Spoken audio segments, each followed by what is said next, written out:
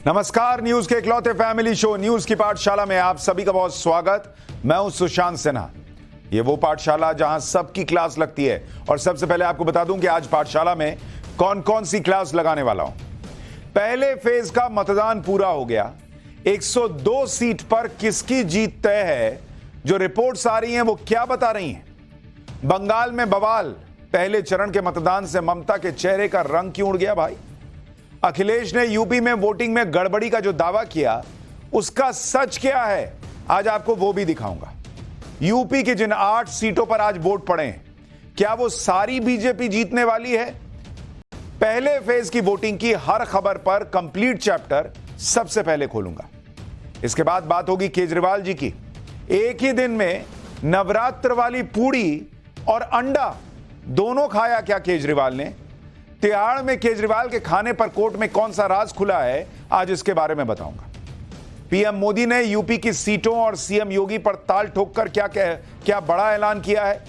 ममता क्यों बोली कि कांग्रेस को वोट दिया मतलब बीजेपी को वोट गया। 5.5 लाख फर्जी वोटर हटने के बाद ओवैसी को हार से एक वीडियो बचा लेगा क्या। जब अखिलेश की बेटी पहुंच गई मां डिंपल के लिए प्रचार करने तो क्या हुआ, आज ये भी बताऊंगा। और फिर जरा दुबई की तस्वीरें दिखाऊंगा। बाढ़ में डूबे दुबई में बारिश रुकी तो कैसे नई मुसीबत आ खड़ी हुई है। पानी पानी दुबई की वो लेटेस्ट तस्वीरें जो आपको हैरान कर देंगी, वो भी लेकर आया हूं। लेकिन सबसे पहले दिन भर की बड़ी खबरों का रिवीजन, उसके बाद पहला चैप्टर।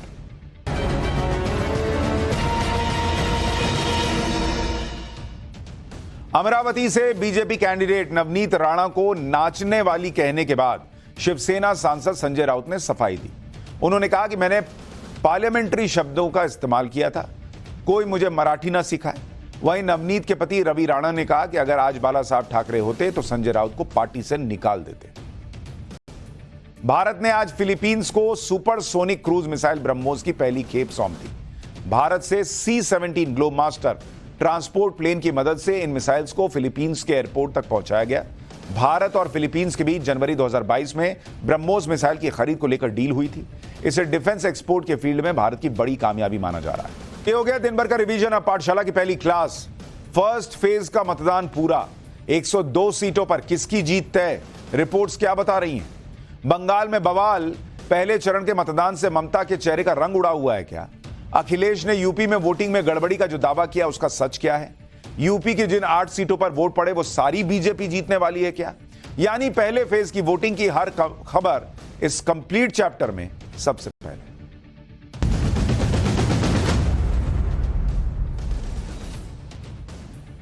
लोकसभा चुनाव की आज से शुरुआत हो गई है। पहले चरण के लिए आज 102 सीटों पर वोट डाले गए। वोटर टर्नआउट क्या रहा, इससे क्या संकेत मिल रहे हैं और किस तरह से अलग अलग जगह पर वोटिंग को लेकर बवाल हुआ और किस तरह के चुनावी कलर्स पहले राउंड की वोटिंग में दिखे हैं, आज आपको सब दिखाऊंगा, सब बताऊंगा। लेकिन पहले यह देख लीजिए कि पहले चरण में कहां कहां पर वोट पड़े हैं। तमिलनाडु में सभी 39 सीटों पर मतदान हो गया, यानी तमिलनाडु का इलेक्शन खत्म हो गया, कंप्लीट। राजस्थान की 12 सीट पर वोटिंग हुई। उत्तर प्रदेश की 8 सीटों पर मतदान हुआ है। मध्य प्रदेश की 6, बिहार की 4, उत्तराखंड की 5, बंगाल की 3 सीट, महाराष्ट्र की 5 और असम की 5 सीटों पर मतदान हुआ। अरुणाचल प्रदेश, मणिपुर और मेघालय की 2-2 सीट पर मतदान हुआ। इसके अलावा छत्तीसगढ़, मिजोरम, नागालैंड, सिक्किम, त्रिपुरा, अंडमान निकोबार, जम्मू कश्मीर, लक्षद्वीप, पुडुचेरी में 1-1 सीट पर आज वोटिंग कंप्लीट हो गई। अगर आज का वोटर टर्नआउट देखें, यानी कितने % लोगों ने वोट डाला, तो शाम 7 बजे तक का अपडेटेड डेटा यह कहता है कि सबसे ज्यादा वोटर टर्नआउट त्रिपुरा में देखने को मिला। त्रिपुरा में 80% लोगों ने मतदान का जो उनका अधिकार है उसका इस्तेमाल किया। बंगाल में 77% लोगों ने, सेकंड नंबर पर बंगाल रहा, 77% वोटिंग। असम में 72%, मेघालय में 74% और मणिपुर में 69% वोटिंग की खबर है। इसके अलावा तमिलनाडु में 63%, महाराष्ट्र में 55%, मध्य प्रदेश में 64%, राजस्थान में 54%, बिहार में 48%, यूपी में 58% और उत्तराखंड में 54% वोटिंग हुई है। अगर आपको इन 102 सीटों पर पिछली बार के रिजल्ट के बारे में बताऊं कि इन 102 सीटों पर जहां आज वोटिंग हुई, इनमें 2019 में किसको कितनी सीट आई थी तो यह भी समझ लीजिए। फिर आपको बताऊंगा कि कहां से क्या खबर आई आज वोटिंग को लेकर। 102 सीट और 2019 का रिजल्ट क्या रहा था इन 102 सीटों पर। इन 102 में से बीजेपी ने जीती थी 40 सीट। बीजेपी ने 40 सीट जीती थी, जबकि बीजेपी ने लड़ी ही 56 सीट थी, क्योंकि इन 102 में से 39 सीट तमिलनाडु की है, दक्षिण भारत की सीटें हैं जहां पर बीजेपी उस तरह से चुनाव नहीं लड़ती। इसके अलावा कांग्रेस ने यहां पर 15 सीट जीती थी, जबकि वो 60 से ज्यादा सीटों पर 65 सीट के आसपास चुनाव लड़ी थी। डीएमके को इन 102 में से 23 सीट आई थी, टीएमसी को 0 सीट आई थी। इसीलिए ममता बनर्जी के लिए आज बंगाल में क्या खबर आई है वो भी बताऊंगा। समाजवादी पार्टी को यूपी की 8 में से 2 सीटें गई थी, बीएसपी को 3 सीटें गई थी, लेकिन क्यों आज चर्चा हो रही है कि हो सकता है बीजेपी 8 की 8 जीत जाएगी क्या, वो आगे बताऊंगा। इसके अलावा बिहार में देखिए 1 सीट जेडीयू ने जीती थी, आरजेडी का खाता भी नहीं खुला था 0, और एलजेपी जो है उसने 2 सीटें जीती थी। तो ये प्रमुख पार्टियां जो हैं उनकी सीटों के बारे में आपको बता दिया। पहले चरण के मतदान के बाद बंगाल में ममता बनर्जी के चेहरे का रंग उतर गया होगा क्या, यह सवाल इसलिए उठ रहा है क्योंकि आज बंगाल में वोटिंग के दौरान जिस तरह से बवाल हुआ, क्या वो टीएमसी की हताशा और निराशा की वजह से हुआ, यह सवाल उठ रहा है। दरअसल पश्चिम बंगाल में पहले चरण के मतदान के दौरान बवाल की कई तस्वीरें सामने आई। कूच बिहार इलाके में तो मतदान के दौरान हिंसा हो गई। कूच बिहार के सीतलकुची इलाके में बीजेपी और टीएमसी के कार्यकर्ता आपस में भिड़ गए। टीएमसी कार्यकर्ताओं का आरोप है कि बीजेपी वर्कर्स ने उन पर हमला बोला, जबकि बीजेपी का कहना है कि टीएमसी वालों ने हमला किया। कूच बिहार में मतदान चल रहा था तो उसी दौरान चंदामारी इलाके से पथराव की खबर भी आ गई। आप देखिए कैसे मारापीटी चल रही है। बीजेपी ने वीडियो जारी करके टीएमसी कार्यकर्ताओं पर पथराव करने का आरोप लगाया। एक बार जरा वीडियो दिखाइए।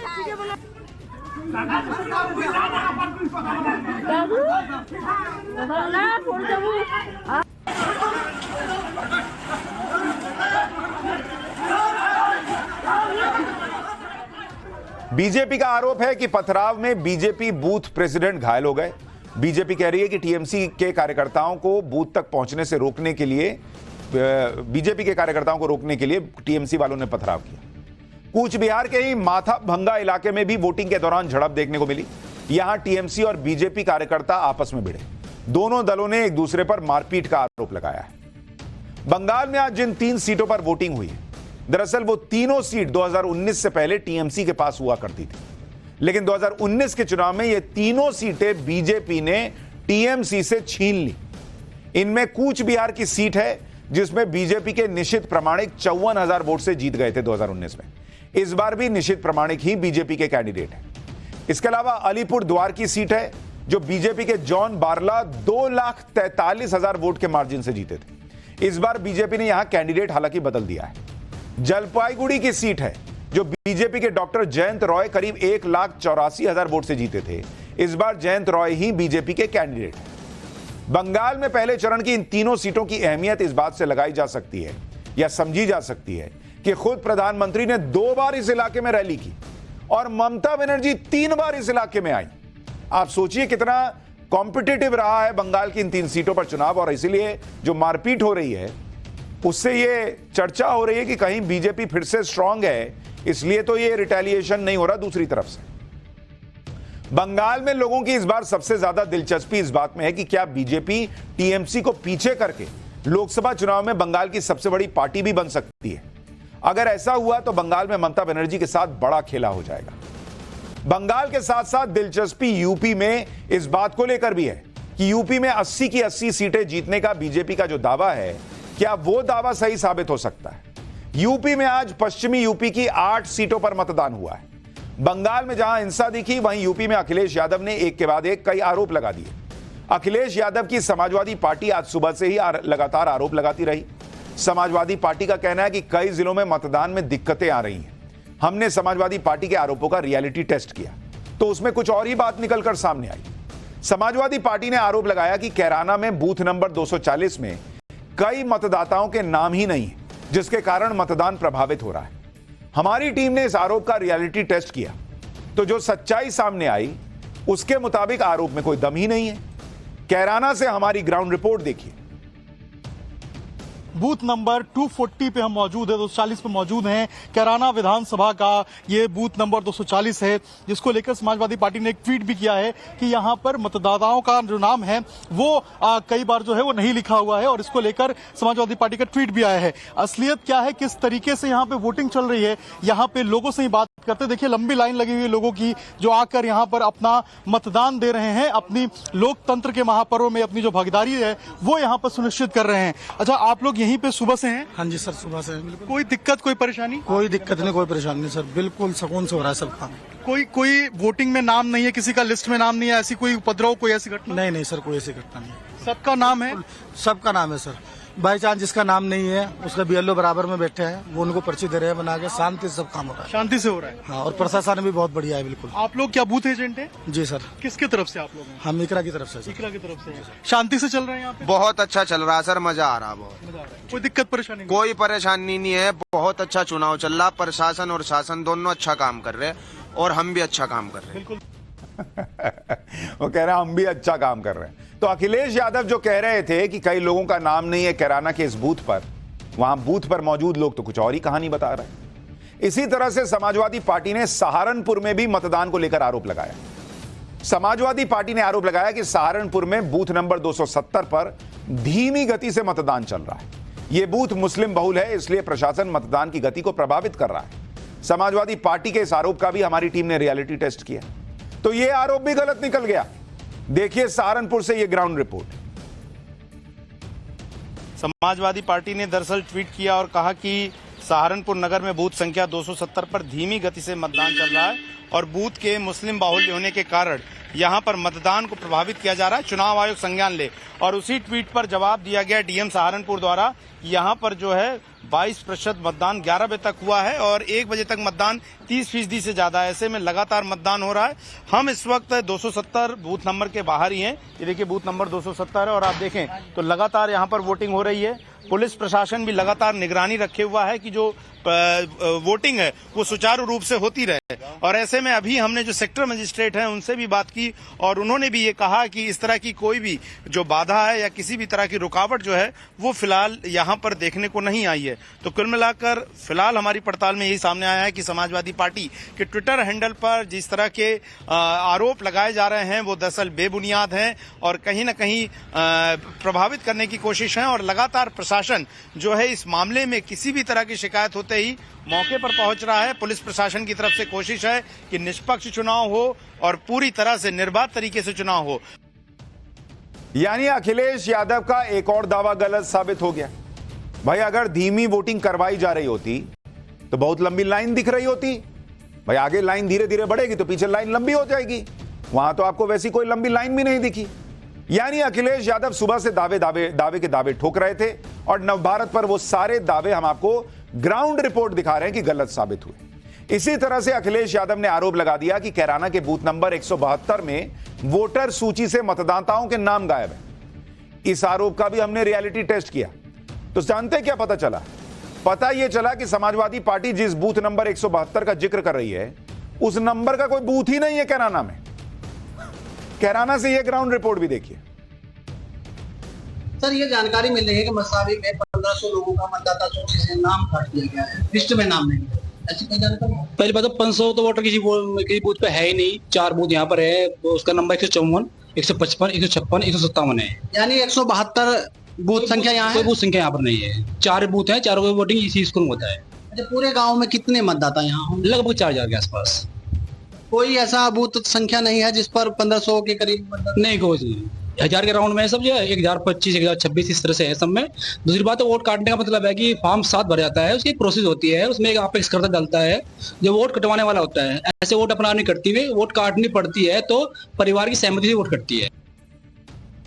यानी अखिलेश यादव दिन भर जो दावे कर रहे थे सब हमारी ग्राउंड रिपोर्ट में गलत साबित हुए। इसीलिए अब लोग ये भी सोचेंगे कि जो उन्होंने दावा किया कि ये तो चुनाव बीजेपी के हाथ से गया फर्स्ट फेज वाला, वो भी कितना सही है समझ ही जाएंगे लोग। इधर समाजवादी पार्टी के सारे आरोप बेदम निकले तो दूसरी तरफ मुरादाबाद में समाजवादी पार्टी का हंगामा भी देखने को मिला।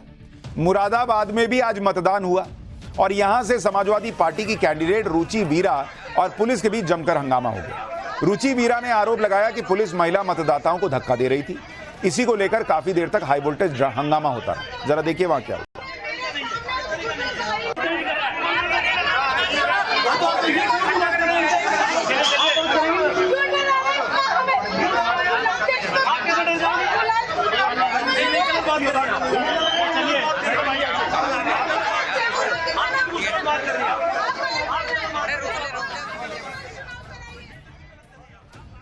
दरअसल यूपी में आज जिन 8 सीटों पर वोटिंग हुई है उनमें कई सीटों पर 30% से ज्यादा मुस्लिम वोटर है और कई सीटों पर 20 से 30% मुस्लिम वोटर है। जैसे कैराना, यहां 23% मुस्लिम वोटर है। सहारनपुर, यहां 30% मुस्लिम वोटर। मुजफ्फरनगर में 27%, बिजनौर में 28%, नगीना में 28%, मुरादाबाद में भी 28% मुसलमान वोटर है। रामपुर में तो मुसलमान वोटर 42% हैं और पीलीभीत में 25%।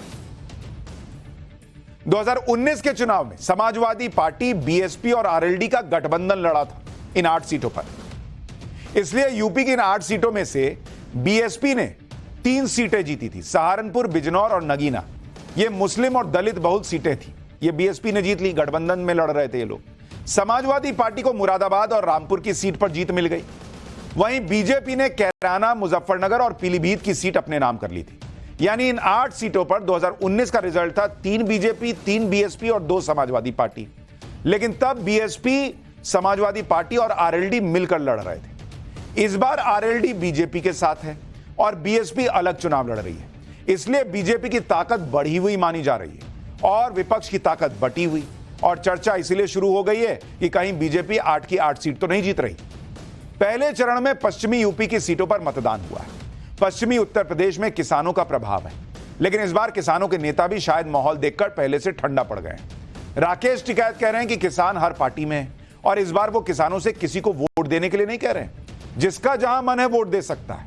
टिकैत ने यह भी कहा कि इस बार का चुनाव बहुत ठंडा है, चुनाव को और गर्म होना चाहिए था। राकेश टिकैत कैसे ठंडी ठंडी बातें कर रहे हैं, जो खुद गर्म नहीं हो पा रहे, वो चुनाव को ठंडा बता रहे हैं। पहले वो सुन लीजिए, फिर पहले चरण की वोटिंग में बिहार में क्या दिखा वो भी बताऊंगा।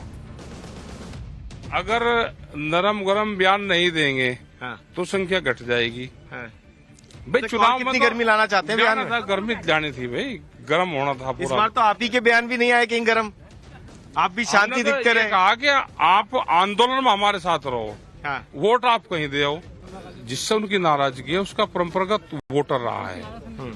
उनको लगता है कि हमारे जो बड़े लीडर है उनको अवॉइड करा जा रहा है।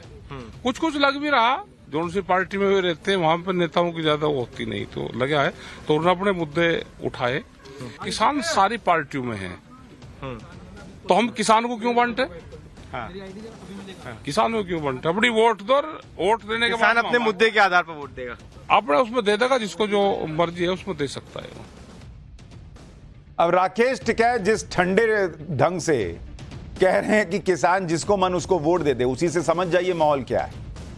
यूपी के साथ साथ बिहार में भी आज वोटिंग हुई है।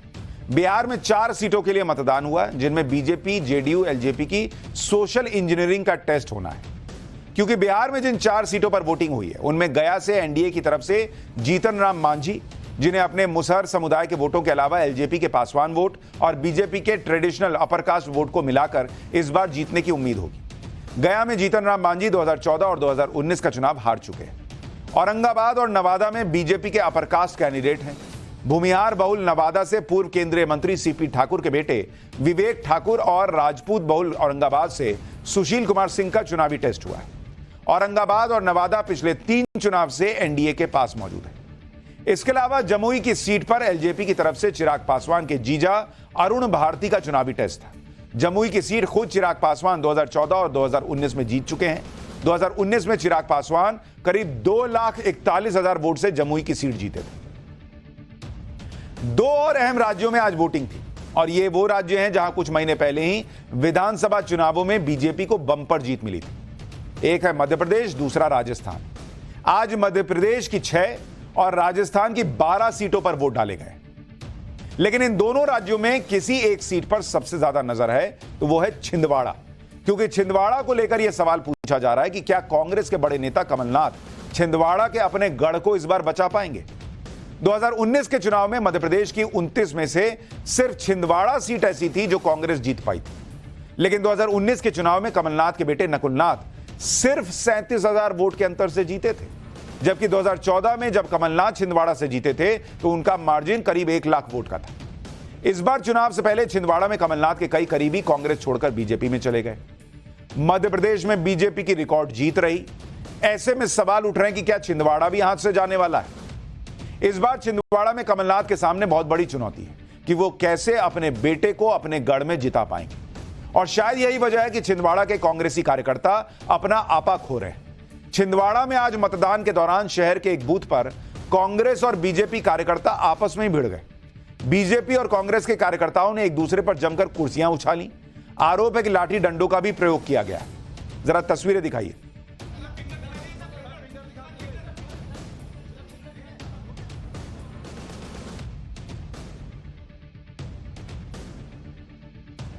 डंडे चल रहे हैं, वहां पर किस तरह से कुर्सियां उछालने की बातें हैं, यह सब भी हो रहा है। मध्य प्रदेश के अलावा राजस्थान की जिन सीटों पर आज वोटिंग हुई है उनमें कुछ केंद्रीय मंत्रियों की सीटें भी हैं, जैसे बीकानेर से केंद्रीय मंत्री अर्जुन राम मेघवाल जो लगातार 3 बार जीत चुके हैं। अलवर से केंद्रीय मंत्री भूपेंद्र यादव जो पहली बार लोकसभा चुनाव लड़ रहे हैं। इसके अलावा जिन हॉट सीट्स पर आज वोटिंग हुई है, चूरू सीट से बीजेपी के देवेंद्र झांझड़िया और कांग्रेस के राहुल कासवां आमने सामने। यह सीट इसलिए दिलचस्प है क्योंकि राहुल कासवां का टिकट बीजेपी ने काट दिया था और यहां से राहुल कासवां से सियासी मतभेद की वजह से बीजेपी के बड़े नेता राजेंद्र राठौड़ ने देवेंद्र झाझड़िया के लिए जोर लगाया। इसके अलावा नागौर सीट से बीजेपी की ज्योति मिर्धा आरएलपी के हनुमान बेनीवाल से भिड़ रही हैं। यह सीट इसलिए दिलचस्प है क्योंकि 2019 के चुनाव में ज्योति मिर्धा कांग्रेस से लड़ी थी और तब हनुमान बेनीवाल एनडीए का हिस्सा थे और चुनाव जीत गए थे। लेकिन इस बार सीन उल्टा हो गया है। दौसा सीट में बीजेपी के कन्हैयालाल मीणा वर्सेस कांग्रेस के मुरारीलाल मीणा की लड़ाई। यह सीट इसलिए दिलचस्प है क्योंकि यहां पर बीजेपी के बड़े नेता किरोड़ीलाल मीणा की प्रतिष्ठा दांव पर है। किरोड़ीलाल मीणा तो यहां तक कह चुके हैं कि अगर दौसा सीट बीजेपी नहीं जीती तो वो मंत्री पद छोड़ देंगे। पहले चरण के चुनाव में कई वीआईपी सीटों पर उम्मीदवारों की किस्मत का फैसला करने के लिए वीआईपी लोग भी मतदान करने के लिए निकले। पहले चरण की वोटिंग की कुछ कलरफुल तस्वीरें भी दिखाता हूं क्योंकि चुनाव एक पर्व की तरह है, तो उस पर्व में जो अनोखी तस्वीरें आई हैं, पहले चरण में वोट देने के लिए क्या आम क्या खास, सभी घर से निकले। संघ प्रमुख मोहन भागवत ने नागपुर में अपने मताधिकार का प्रयोग किया। कांग्रेस नेता कमलनाथ ने छिंदवाड़ा में वोट डाला। मुजफ्फरनगर से बीजेपी कैंडिडेट संजीव बालियान ने अपने मताधिकार का इस्तेमाल किया। राज्यवर्धन सिंह राठौड़, उत्तराखंड के सीएम पुष्कर सिंह धामी, अन्नामलाई, इन सभी नेताओं ने अपने अपने मताधिकार का प्रयोग कर लिया। इसके अलावा फिल्मी दुनिया से भी कई लोगों ने बढ़ चढ़कर मतदान में हिस्सा लिया। चेन्नई में रजनीकांत, फिल्म स्टार अजीत ने भी वोट डाला। उत्तराखंड में बाबा रामदेव और आचार्य बालकृष्ण ने भी मतदान का इस्तेमाल किया। अब आज की वोटिंग के अलग अलग कलर्स आपको दिखाता हूं। आज सुबह जब मतदान शुरू हुआ तो लोगों की भीड़ मतदान केंद्र पहुंचने लगी। अब जैसे ये तस्वीर देखिए, लोगों की लाइन लगी हुई है और वोट डालने के लिए गजब का उत्साह दिख रहा था। मतदाताओं में वोट डालने को लेकर बहुत एक्साइटमेंट नजर आई। मुजफ्फरनगर में तो एक दुल्हन विदाई से पहले वोट डालने पहुंची। ये देखिए, उसने दूल्हे को कहा कि तुम रुको यार, अभी पहले रुको जरा, मैं वोट डाला हूं, उसके बाद जो है शादी करूं। चुनाव आयोग ने बुजुर्ग मतदाताओं की परेशानी को देखते हुए वोट फ्रॉम होम शुरू किया है। इस अभियान का लाभ उन मतदाताओं को मिला जो 80 साल की उम्र से ज्यादा के हैं या चलने फिरने में असमर्थ हैं। बुजुर्ग मतदाताओं ने इस सुविधा का लाभ भी जमकर उठाया और घर बैठे मतदान किया। ये देखिए, आप वर्क फ्रॉम होम करते थे, ये वोट फ्रॉम होम शुरू हो गया है। इसी तरह से दौसा में तो मतदान के दौरान अलग ही रंग दिखा। दौसा में भी आज मतदान हुआ और मतदाताओं का उत्साह बढ़ाने के लिए दौसा में वोट बारात निकाली गई। ढोल नगाड़ों की थाप पर इलाके के लोग बड़ी संख्या में वोट बारात में शामिल हुए। देखिए जरा,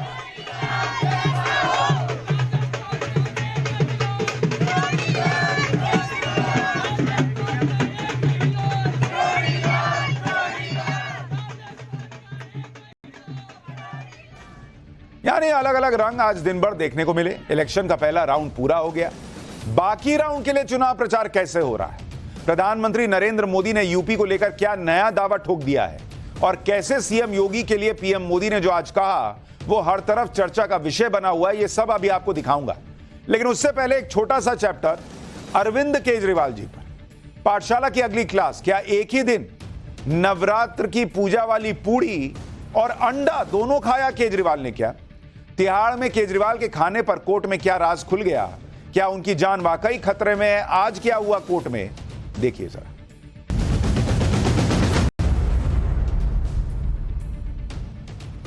तिहाड़ जेल में अरविंद केजरीवाल क्या क्या खा रहे हैं, किस दिन कितना खा रहे हैं, कल से देश में इसकी चर्चा चल रही है। और यह चर्चा ऐसे नहीं शुरू हुई। केजरीवाल कोर्ट गए थे कि डॉक्टर से मिलना है, वहां ईडी ने बताया कि ये तो आम वगैरह मिठाई पूड़ी ये सब खा रहे हैं, तब जाके चर्चा शुरू। केजरीवाल के समर्थक हों या केजरीवाल के विरोधी, सब खुद ही डॉक्टर बनकर अपने अपने हिसाब से केजरीवाल के खाने पीने का बही खाता बनाकर उस पर चर्चा कर रहे हैं। तिहाड़ में केजरीवाल के खाने पीने की चर्चा इसलिए हो रही है क्योंकि ईडी ने कल कोर्ट में यह आरोप लगाया था कि केजरीवाल जानबूझकर ऐसा खाना खा रहे हैं जिससे उनका शुगर लेवल बढ़ जाए, तबीयत बिगड़े और उन्हें हेल्थ ग्राउंड पर बेल मिल सके। लेकिन सवाल यह है कि क्या वाकई अरविंद केजरीवाल ने खाने में कुछ ऐसा खेल किया जिससे उनकी जमानत का आधार तय हो जाए? इस सवाल का अभी तो कोई क्लियर कट जवाब नहीं।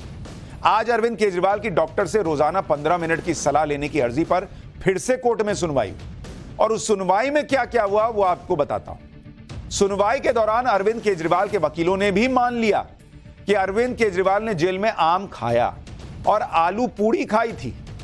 हालांकि अरविंद केजरीवाल के वकील ने कहा कि जेल में अरविंद केजरीवाल को कुल 48 बार खाना भेजा गया है, जिसमें से सिर्फ 3 बार आम भेजा गया और 8 अप्रैल के बाद आम भी नहीं भेजा गया। अरविंद केजरीवाल के वकील ने जेल में पूड़ी खाने की भी बात कबूली। हालांकि बचाव में कहा कि उन्हें सिर्फ एक बार नवरात्रि के दिन प्रसाद के तौर पर खाने में आलू पूड़ी भेजी गई थी।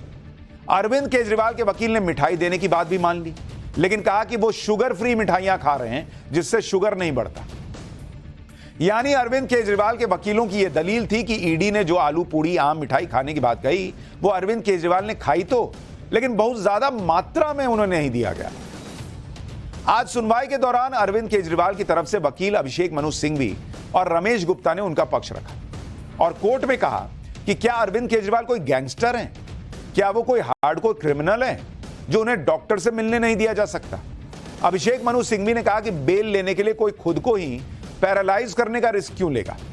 ईडी पर नाराजगी जताते हुए अभिषेक मनु सिंघवी ने कहा कि 75 साल से हमारे यहां लोकतंत्र है, लेकिन ऐसी संकीर्णता कभी नहीं देखी। अभिषेक मनु सिंघवी ने कहा कि ईडी मीडिया ट्रायल चाहती है। आम को शुगर की गोलियों की तरह बताया गया। आम में शुगर ब्राउन राइस या सामान्य चावल की तुलना में कम शक्कर होती है। केजरीवाल चाय में शुगर फ्री यूज करते हैं। अरविंद केजरीवाल के एक और वकील ने कहा कि आम आदमी आम खा रहा है तो और क्या खाएंगे, मशरूम खाएंगे क्या? आज अखबार में आधा पेज इसी से भरा हुआ है कि अरविंद केजरीवाल ने क्या क्या खाया, मजाक बना रखा है। यह केजरीवाल के वकीलों ने कहा।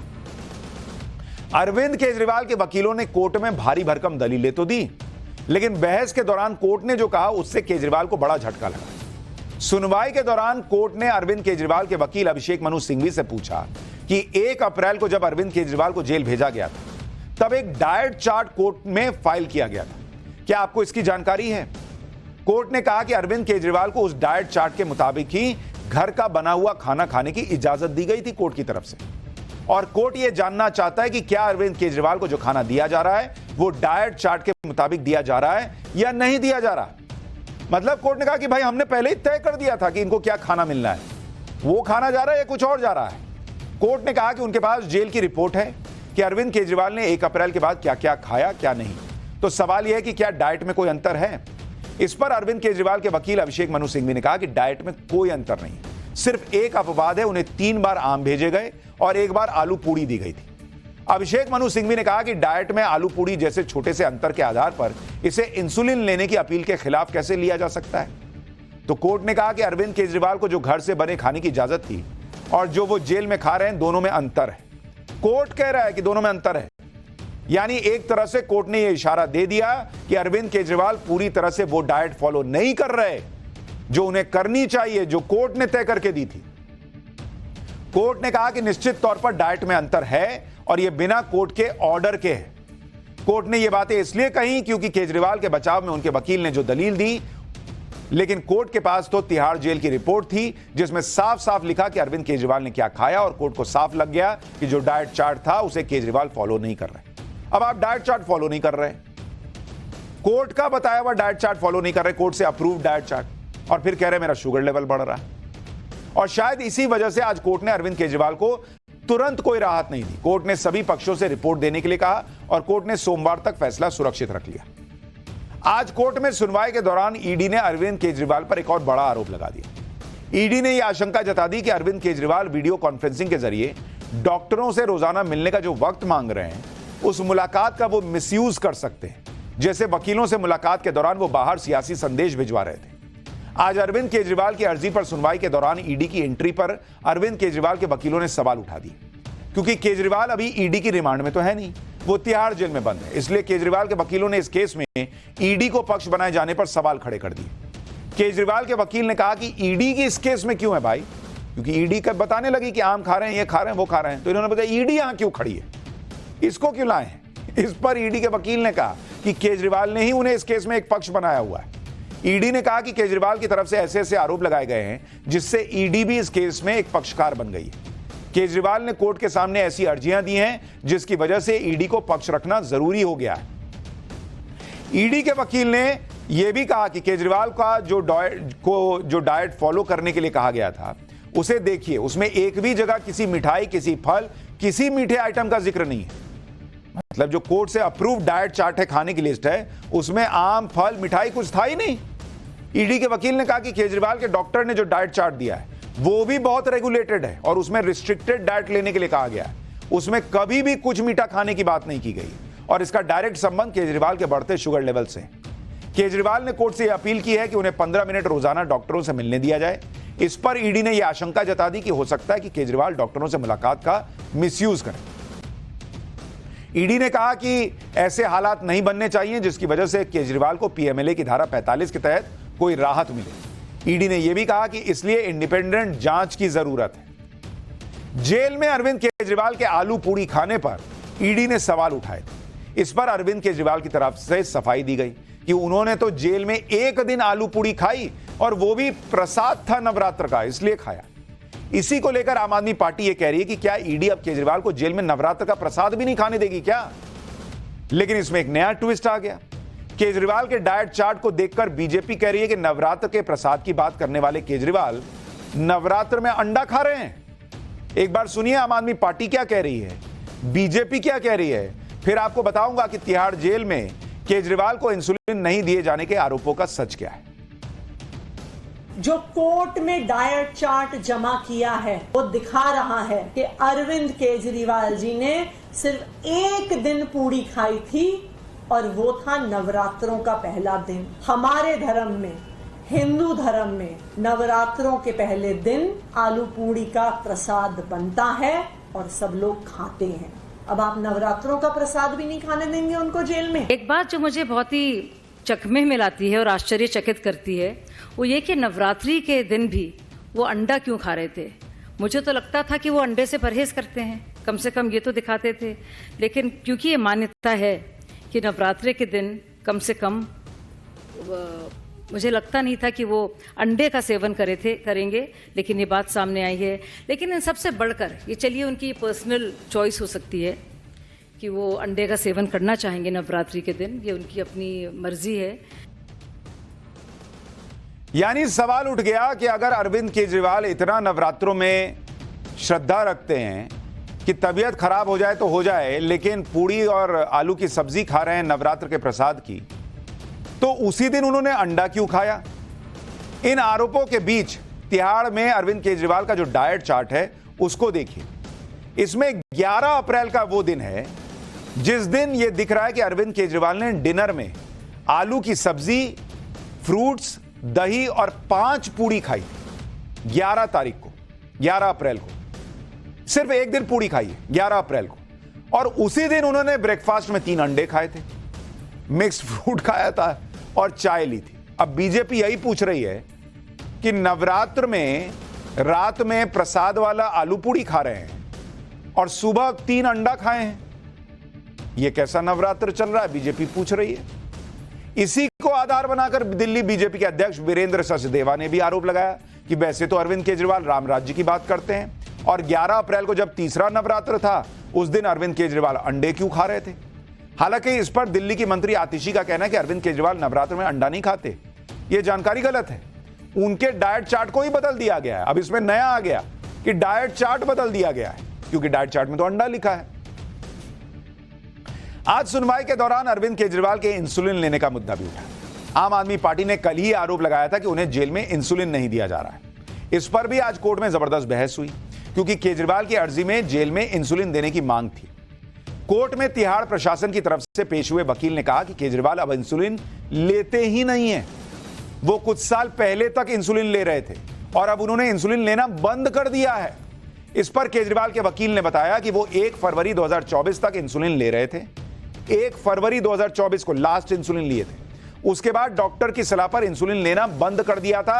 यह केजरीवाल के वकील ने आज कोर्ट में कहा है कि 1 फरवरी के बाद केजरीवाल ने इंसुलिन लेना बंद किया हुआ है, जबकि कल आम आदमी पार्टी के नेता आतिशी ने डंके की चोट पर कह दिया था कि अरविंद केजरीवाल रोजाना 54 यूनिट इंसुलिन लेते हैं और जेल में उन्हें इंसुलिन नहीं दिया जा रहा।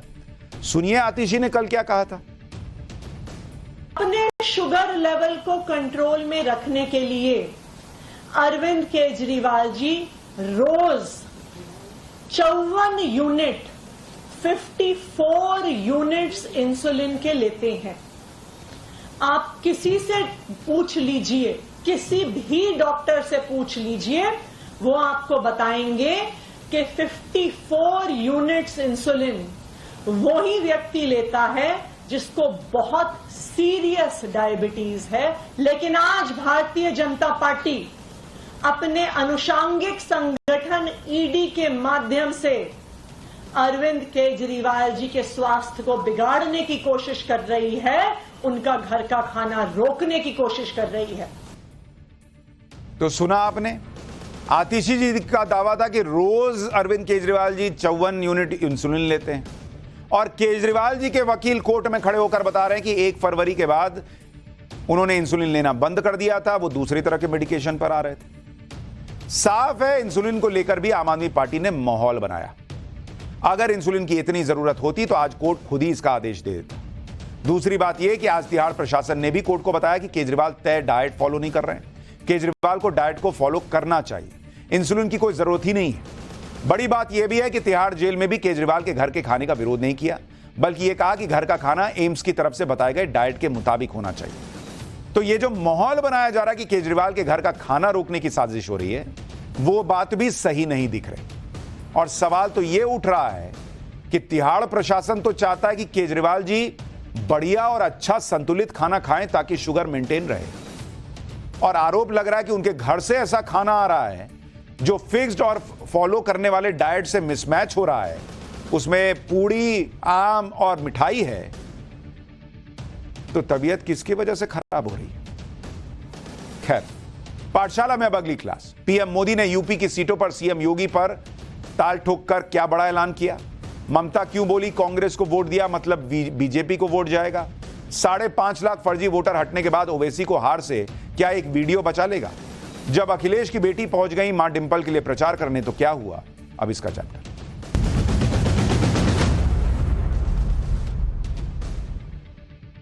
चुनाव का पहला चरण तो खत्म हो गया, अब दूसरे चरण के लिए पूरा जोर लगाया जा रहा है।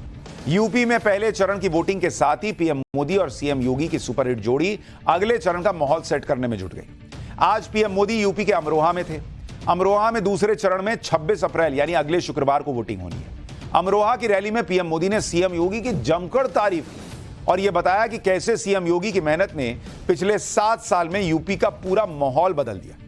पहले सुनिए योगी की तारीफ में कैसे पीएम मोदी ने आज झड़ी लगा दी, फिर बताऊंगा कि आज यूपी को लेकर पीएम मोदी ने क्या नई गारंटी दे दी है।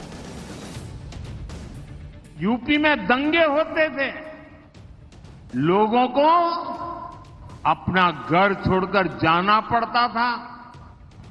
पश्चिमी यूपी के कितने मोहल्लों में सामूहिक तौर पर मकान बिकाऊ है, उसके पोस्टर लगाने पड़ते थे। हमारी बहन बेटियां तक सुरक्षित नहीं थी। ये हमारे योगी जी ने आपकी सुरक्षा के लिए यूपी को ऐसे अपराधियों से मुक्ति दिलाई है। हमें दोबारा किसी भी कीमत पर उन ताकतों को मजबूत नहीं होने देना है। आज पीएम मोदी ने इसी रैली में एक गारंटी भी दे दी। पीएम ने सीएम योगी की तारीफ करते हुए यह भी कह दिया कि यूपी में 2014 और 2019 का रिकॉर्ड टूटने वाला है और यूपी में नया रिकॉर्ड बनने वाला है। सुनिए पीएम मोदी को, फिर आपको बताऊंगा कि यूपी में राहुल अखिलेश की जोड़ी पर उन्होंने क्या कहा। अभी मुझे कुछ दिन पहले एक प्रेस इंटरव्यू में दे रहा था, वो मुझे पूछ रहे थे कि आप ये 400 पार कह रहे हैं, बोले बहुत से राज्यों में तो आप इतने आगे बढ़ चुके हैं, आप उसमें भी आगे अब कहां से बढ़ोगे। मैंने कहा लिख लो, अकेले उत्तर प्रदेश का मैं सांसद हूं तो मैं उसकी बात करता हूं। मैंने उनको कहा यूपी के सांसद के नाते मेरे अनुभव से मैं कहता हूं कि अब 7 साल से यहां योगी जी की सरकार है और 19 में तो उनको 2 साल ही काम करने का मौका मिला था। अभी तो 7 साल में उन्होंने यूपी में ये दिखा दिया है कि गवर्नेंस क्या होता है, कानून व्यवस्था क्या होती है, विकास क्या होता है। और इसलिए मैंने कहा लिख लो, योगी जी के नेतृत्व में 14 का रिकॉर्ड टूटेगा, 19 का रिकॉर्ड टूटेगा और 14 और 19 दोनों रिकॉर्ड तोड़ करके इस बार उत्तर प्रदेश नया इतिहास बनाने वाला है। अमरोहा में कल राहुल गांधी और अखिलेश यादव की भी रैली होने वाली, लेकिन पीएम मोदी ने एक दिन पहले ही अमरोहा पहुंचकर राहुल गांधी और अखिलेश का खेल बिगाड़ दिया। सुनिए राहुल और अखिलेश की जोड़ी पर पीएम ने क्या कहा, फिर बताता हूं कि पीएम ने अमरोहा के ढोलक और मोहम्मद शमी के बीच क्या कनेक्शन बताया। यूपी में एक बार फिर 2 शहजादों की जोड़ी, उनकी फिल्म का शूटिंग चल रहा है आजकल और ये 2 शहजादों की फिल्म का पहले ही रिजेक्शन हो चुका है। हर बार ये लोग परिवारवाद, भ्रष्टाचार और तुष्टीकरण की टोकरी उठाकर यूपी की जनता से वोट मांगने निकल पड़ते हैं। अपने इस अभियान में लोग हमारी आस्था पर हमला करने का कोई मौका नहीं छोड़ते। दरअसल अमरोहा वो सीट है जहां पिछली बार समाजवादी पार्टी और बीएसपी के गठबंधन से बीएसपी के मुस्लिम कैंडिडेट दानिश अली जीते थे। अमरोहा में बड़ी संख्या में मुस्लिम वोट और यादव वोट भी है, इसलिए पीएम मोदी ने यदुवंशी का जिक्र करके अखिलेश पर निशाना साधा तो अमरोहा की प्रसिद्ध ढोलक और अमरोहा के क्रिकेटर मोहम्मद शमी का नाम लेकर एक बड़ा मैसेज दिया। सुनिए मोहम्मद शमी पर पीएम ने आज क्या कहा। अमरोहा केवल ढोलक ही नहीं, देश का डंका भी बजाता है। क्रिकेट वर्ल्ड कप में भाई मोहम्मद शमी ने जो कमाल किया वो पूरी दुनिया ने देखा है। खेलों में शानदार प्रदर्शन के लिए केंद्र सरकार ने भाई मोहम्मद शमी को अर्जुन अवार्ड दिया है। पीएम मोदी धुआंधार प्रचार में जुटे। आज पीएम ने 3 राज्यों में 4 रैलियां की। पहले वो यूपी के अमरोहा गए, इसके बाद मध्य प्रदेश के दमोह और जबलपुर में रैली की। शाम को पीएम मोदी महाराष्ट्र पहुंच गए और वर्धा में बड़ी चुनावी रैली कर दी। यानी ताबड़तोड़ प्रचार करने में जुटे हुए हैं प्रधानमंत्री मोदी। यूपी में तो सीएम योगी पूरा माहौल बनाए हैं। सीएम योगी ने आज पश्चिमी यूपी के बागपत में रैली कर दी। बागपत से बीजेपी के नए सहयोगी दल आरएलडी के कैंडिडेट हैं और बागपत में सीएम योगी ने मुरादाबाद दंगों का जिक्र किया, जिसकी फाइल 40 साल बाद सीएम योगी ने खोली थी और 40 साल बाद इन दंगों के दोषियों पर कार्रवाई हुई थी। सुनिए सीएम योगी को उन्होंने आज बागपत में क्या कहा, फिर दिखाता हूं ओवैसी को कैसे एक सियासी तीर बहुत चुभ गया है। सपा बसपा के लोग तो क्या करते थे, दंगा करवाते थे। मुरादाबाद में दंगा करवाया था कांग्रेस ने 1980 में, और दंगाई को छुपाने के लिए फाइल सपा बसपा कांग्रेस इन लोगों ने दबा के रखी।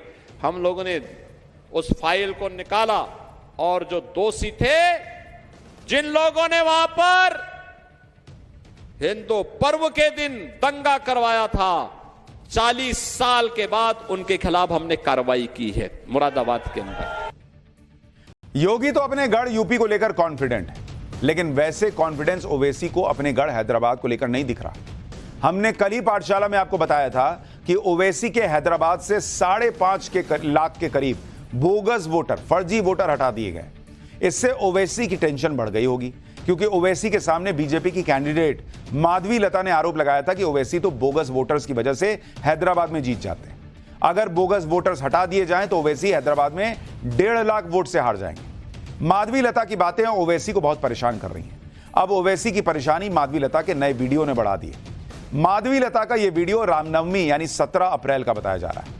इस वीडियो में हैदराबाद में निकाले गए रामनवमी के जुलूस में शामिल माधवी लता तीर चलाने वाला एक्शन करती हुई दिख रही है। यह वीडियो वायरल हो गया क्योंकि यह आरोप लगाया गया कि माधवी लता एक मस्जिद की तरफ तीर चलाने का एक्शन कर रही है। इसी को लेकर ओवैसी ने इमोशनल कार्ड खेलना शुरू कर दिया। एक बार ओवैसी जी को सुन लीजिए पहले, फिर बताऊंगा कि माधवी लता ने वायरल वीडियो का सच क्या बताया। बीजेपी की ज़हनियत का अंदाजा हो रहा, बल्कि आप बुजुर्ग हैं, ये नौजवाना सोचना है कि हैदराबाद का, तेलंगाना का फ्यूचर क्या होगा। अगर आप इस तरह के मुजाहरे करेंगे, तीर लेके किसी इबादतगाह की तरफ आप मारेंगे, 6 दिसंबर काफी नहीं था कि आपको, यानी ये हैदराबाद को टारगेट बनाना चाह रही है आरएसएस और बीजेपी। तो मेरी आप तमाम से अपील है कि हम तमाम को ये बताना पड़ेगा, इलेक्शन अपनी जगह पर, अमन तो बरकरार रहना, ऐसी ताकतें हैं। भाई आप कल तक मेरे को गाली देते थे और आप कुछ नहीं करते थे, जान से मार लेंगे, अब तो आप इस तरह से तीर बता रहे। वो शायर का शेर है ना कि क्या क्या है, सितमगर इधर हुनर आजमाए, तीर आजमा हम जिगर आजमाएंगे। ओवैसी इमोशनल कार्ड खेलने लगे, लेकिन माधवी लता ने मामला कुछ और ही बताया। माधवी लता ने वायरल वीडियो पर कहा कि उन्होंने तो भगवान राम से सुख समृद्धि की कामना करते हुए आसमान की तरफ तीर चलाने का एक्शन किया था और यह भगवान राम की पूजा का एक तरीका है, इसलिए इस वीडियो को किसी और नजरिए से नहीं देखना चाहिए। माधवी लता का पक्ष भी सुनिए। चश्मा लगा के देखने के लिए बोलिए, टाइप करके दिखा रहे हम, उनके जैसा बात नहीं करते हम, सब कुछ प्रूफ दिखा के बात कर रहे हैं हम। और वो आज भी क्या कहते हैं कि मुसलमान लड़की प्रधानमंत्री बनना चाहिए हिजाब पहनकर। सऊदी अरेबिया में तो वो लोग मिस सऊदी अरेबिया बनते जा रहे हैं। हैदराबाद में इस विवाद के बीच आज का दिन दिग्गजों के नामांकन का भी रहा। पहले चरण की वोटिंग के बीच अमित शाह ने आज गांधीनगर सीट पर गुजरात में नॉमिनेशन किया। नॉमिनेशन के बाद गुजरात के सीएम भूपेंद्र पटेल भी अमित शाह के साथ नजर आए। नॉमिनेशन से एक दिन पहले अमित शाह ने गांधीनगर में रोड शो भी किया, जिसमें लाखों की भारी भीड़ दिखी। गुजरात की सभी 26 लोकसभा सीटों के लिए तीसरे राउंड में यानी 7 मई को वोटिंग होनी है। गुजरात को लेकर बीजेपी को कोई संदेह नहीं है कि इस बार भी पिछले 2 चुनाव का परफॉर्मेंस बीजेपी रिपीट करेगी। गुजरात में अभी पीएम मोदी का भी जाना बाकी है। बीजेपी तो कोई कसर नहीं छोड़ रही, लेकिन इंडी गठबंधन का हाल ये देख लीजिए कि बंगाल में अब ममता बनर्जी ने इंडी गठबंधन की पार्टियों पर ही हल्ला बोल दिया। मुर्शिदाबाद की एक चुनावी रैली में ममता बनर्जी इंडी गठबंधन पर बरस पड़ी। ममता बनर्जी ने कहा कि इंडी गठबंधन के सहयोगियों सीपीएम और कांग्रेस ने बंगाल में बीजेपी से हाथ मिला लिया है। इसके साथ ही ममता बनर्जी ने एक बार फिर साफ कर दिया कि बंगाल में कोई इंडी गठबंधन है ही नहीं। ममता बनर्जी ने बंगाल के लोगों से कांग्रेस और सीपीएम को वोट नहीं देने की अपील की। उन्होंने कहा कि बंगाल में कांग्रेस या दूसरी पार्टी को वोट देने का मतलब बीजेपी को और शक्तिशाली करना है। एक तरफ इस तरह की बातें कही जा रही हैं। इन जुबानी हमलों के बीच चुनाव प्रचार की एक दिलचस्प तस्वीर भी यूपी से आई। यूपी में अखिलेश यादव डिंपल यादव की बेटी अपनी मां के लिए प्रचार करती हुई दिखी। मैनपुरी में समाजवादी पार्टी के कार्यकर्ताओं ने अखिलेश की बेटी का मुकुट और फूल मालाएं पहनाकर स्वागत भी किया। तो यह सब कुछ चुनाव में चल रहा है और कौन जो जनता का प्यार है उसकी बाढ़ में बह जाएगा और कौन जो है वो निखर कर आएगा, ये तो पता चल जाएगा। लेकिन अब और इस वक्त की बड़ी खबर आपको बता दूं, पहले चरण का मतदान खत्म होने के बाद प्रधानमंत्री नरेंद्र मोदी ने सभी मतदाताओं को धन्यवाद दिया है। पीएम मोदी ने सोशल मीडिया पर लिखा है कि आज के मतदान से बहुत अच्छा फीडबैक मिल रहा है। पूरे देश में लोग रिकॉर्ड संख्या में एनडीए को वोट कर रहे हैं। यानी प्रधानमंत्री नरेंद्र मोदी ने यह बताया है कि पूरे देश में एनडीए को जन समर्थन मिल रहा है। ये रिपोर्ट उन तक पहुंच रही है और उन्होंने लोगों का धन्यवाद किया। फिलहाल पाठशाला में इतना ही। एक छोटा सा